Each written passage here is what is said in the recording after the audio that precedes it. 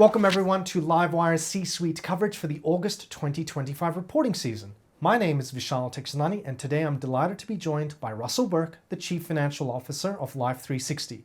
He's joining me virtually from San Francisco to discuss the company's latest results, the key executive changes taking place. I do want to talk to Russell about the insider selling activity occurring at Life360, and of course, for all you growth investors, how much more gas does this company have left in the tank? Lots of ground to cover. Russell, thank you so much for your time.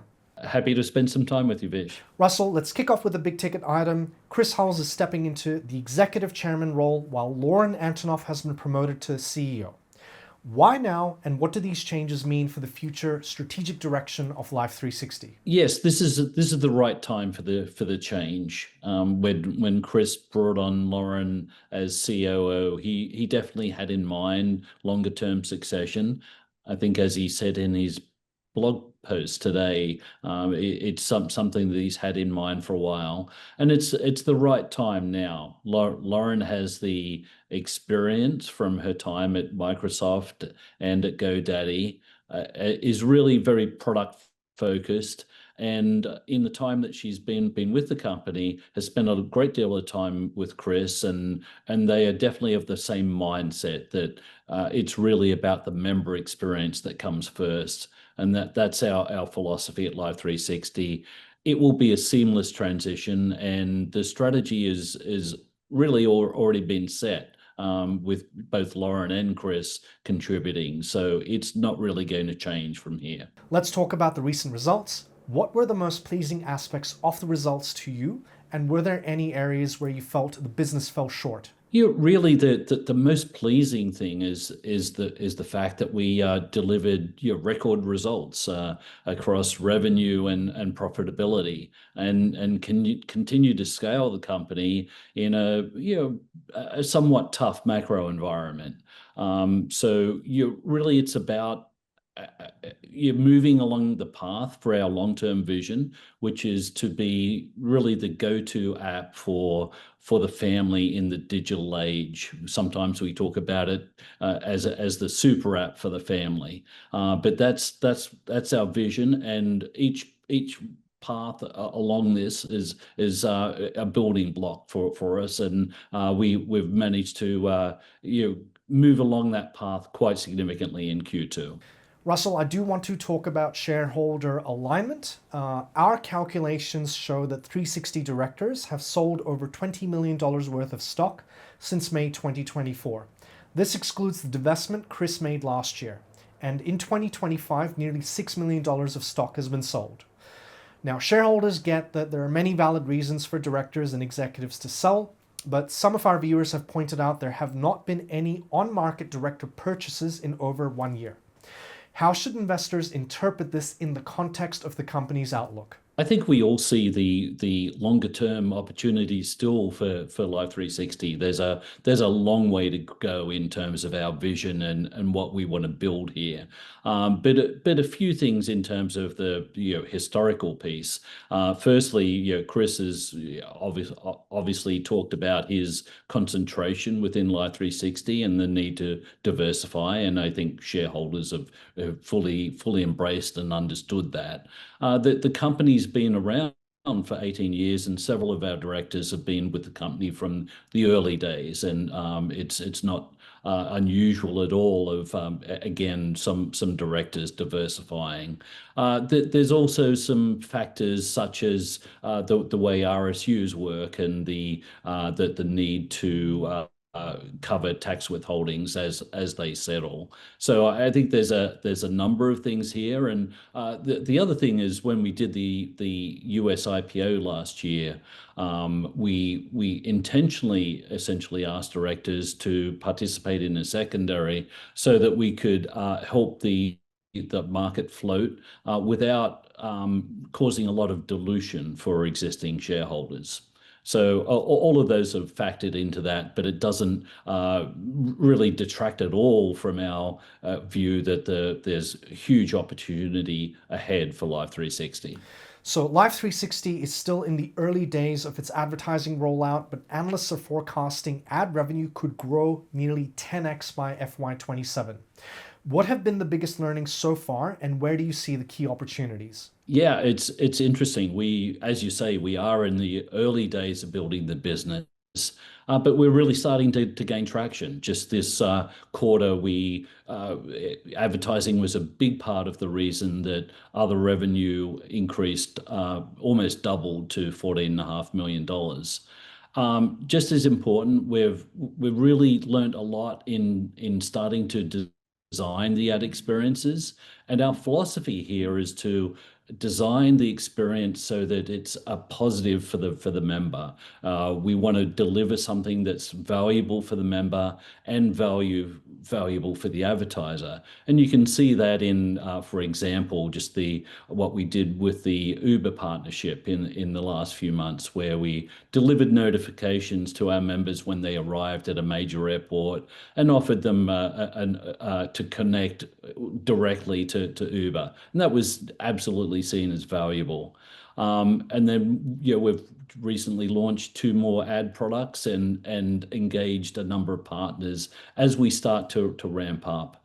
And we've clearly learnt a lot in the last year, but it's also validated our belief that the opportunity in the long term is huge, but it's going to take us quite a while to ramp this up. Let's talk about monthly active users. So MAUs outside the United States are expected to surpass US MAUs by FY26. What are the key opportunities and markets you're seeing outside the US? And that's absolutely right. We see international growth as a huge opportunity for the company as well.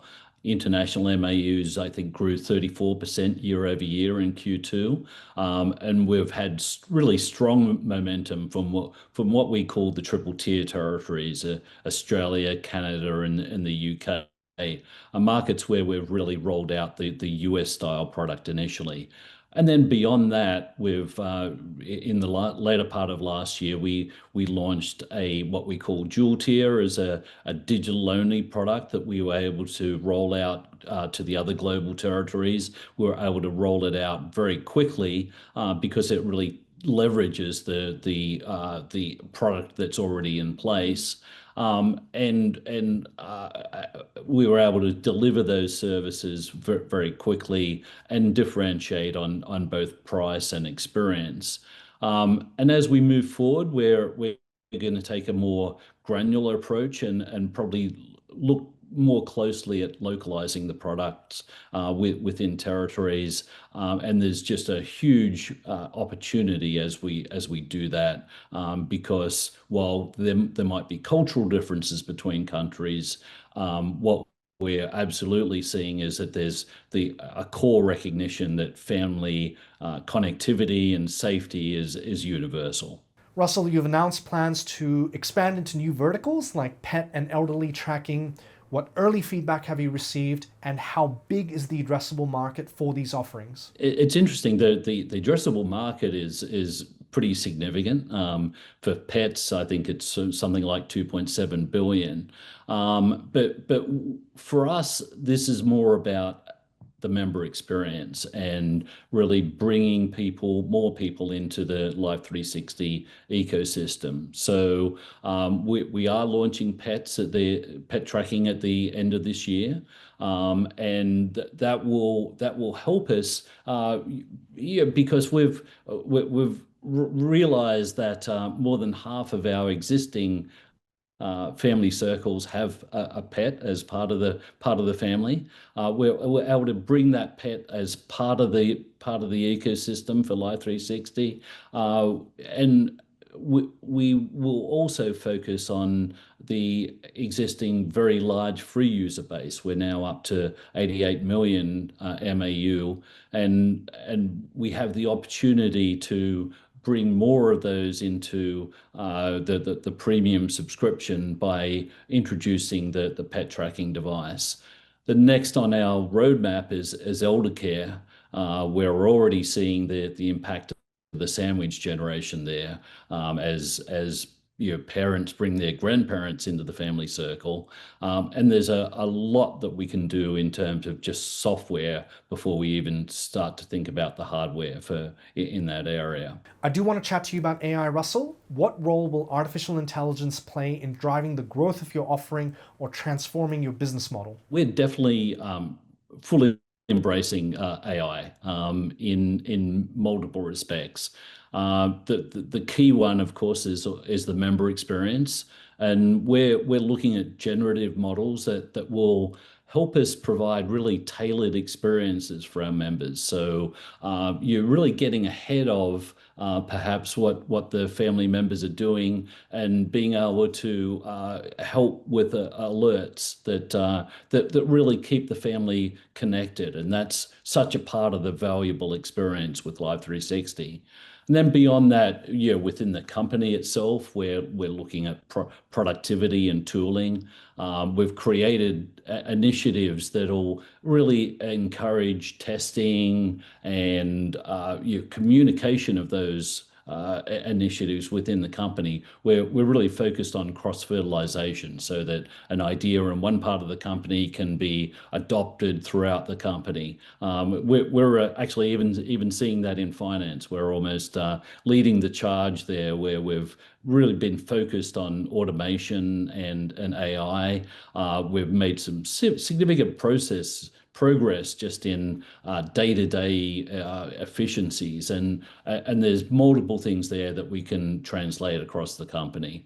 And then, of course, there's things like customer service, where it lends itself to just creating a more efficient experience. We do need to talk about valuation. It's a concern that many investors have. Life360 trades at more than 2 times the multiple of other consumer applications like Uber, Spotify, and Reddit. What would you say to investors looking at Life360 and are worried about the valuation? As a generalization, we think about valuation as a matter for the market to determine.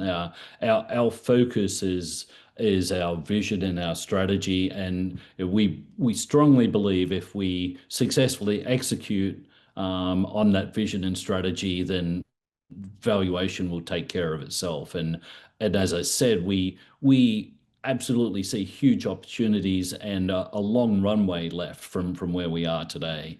I think we've been recognized on a valuation component from the fact that we're growing the top line very strongly, as well as expanding margins and increasing profitability. So that's definitely been recognized by the market. But we've got a long way to go in terms of scaling, and believe there's a big runway ahead of us. So things like just increasing engagement with members, our international expansion, expansion into these other use cases and verticals, gives us a lot of opportunity ahead of us. So we firmly believe that valuation will take care of itself as we execute on those things. Finally, Russell, looking 3 to 5 years out, what do you want Life360 to be known for, and what will define your edge in the ecosystem you're building? It really comes back to our vision, where we want to build the world's leading family super app,